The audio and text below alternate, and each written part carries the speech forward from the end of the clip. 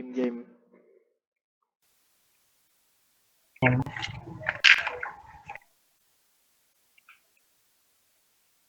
Start ako pag na-record mo na.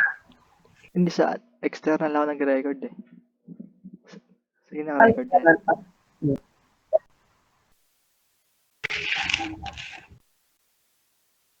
Ciphers, codes, and other encryption methods have been used throughout the history by most civilizations to prevent unauthorized access.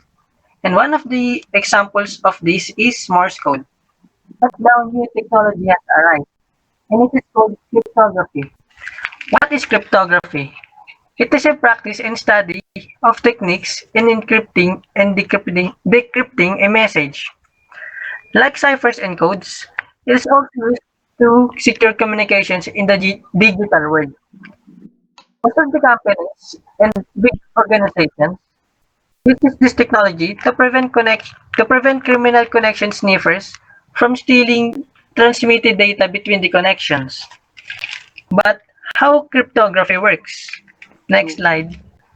So cryptography works with an algorithm and a key. So algorithm is the process or formula used to solve a problem. So basically, the algorithm is the main idea behind the cryptography, and the key is the one to encrypt or decrypt a message. So as for every locks or every ciphers, there should be a key as a reference to um to know or to decrypt or encrypt the plain text. So encryption uses an algorithm and a key to transform an input or a plain text into an encrypted output or a ciphertext.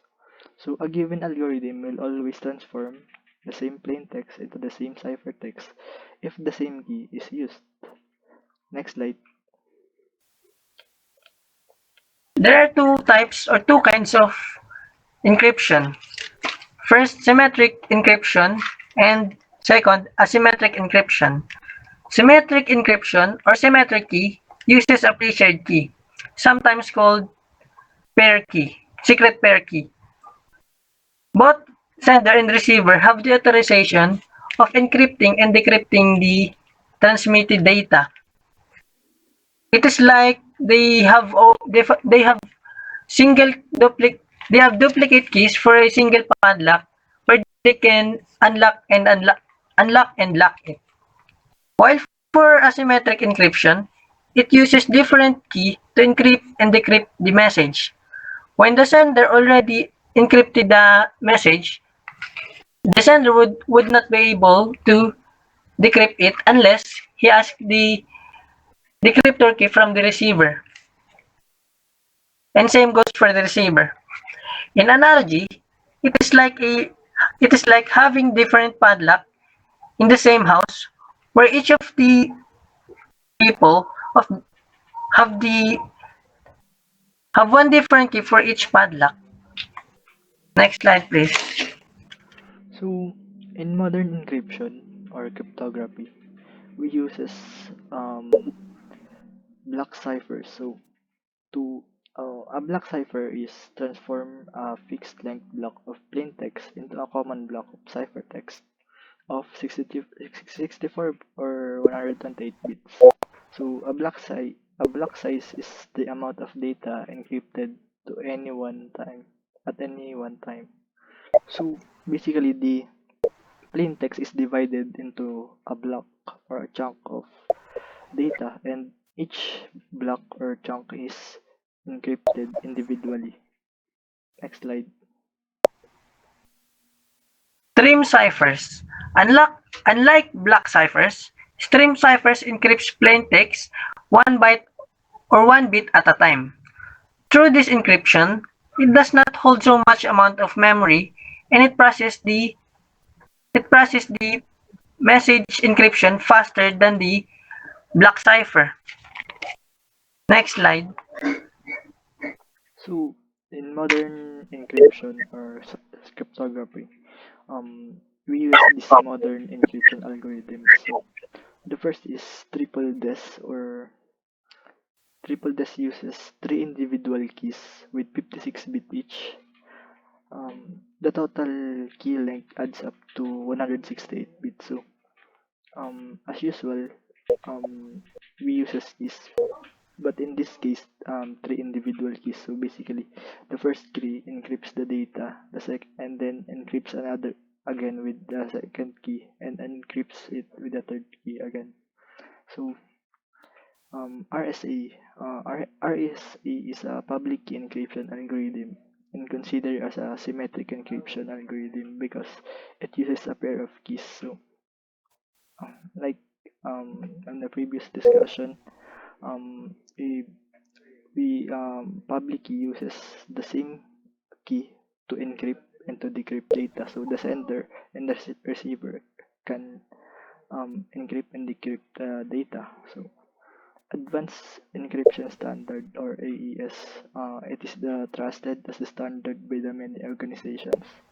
It uses keys of 192 and 256 bits for heavy duty encryption. So the length of the key is longer, so it is much harder to decrypt. So next slide please. Sample methods and applications. Here are sample methods and applications of cryptography. Caesar shift cipher. It is used to encrypt military and other official messages by scrabbling the letters. Next slide. Um, Citel cipher. It is used by the Spartans in 7th century BC. It is an ancient form of encryption commonly in classical Greece. It is a form of transposition cipher where letters are arranged in the message prior to being deciphered by the recipient. So in this method, the plain text is written horizontally but perceived as the plain text is written vertically but it perceived as a horizontal um, word. Oh, but what the receiver should do is read it vertically. So he could be decrypting the encrypted message. Next slide. Steganography. Hiding message in an abstract form and camouflaging it as a something else. This method can be applied when hiding files or mixing it with other files and messages. Next slide. So Vigenère cipher. It encrypts text using a series of interwoven Caesar cipher based on a keyword. It is therefore a form of polyalphabetic substitution. So like Caesar cipher where it uses two alphabets, Vigenère cipher uses alphabet matrix. So we uses a key and the plain text. So the plain text is plotted on the vertical alphabet. So and the key is plotted on the horizontal alphabet. So the intersection of the the plain text and the key would be the encrypted text. Next slide. And lastly, public key cryptography. As what discussed earlier, it is a symmetric key that uses a pre-shared key for encryption and decryption. It is widely used in the digital world. Thank you. Ending. That's all. Thank you.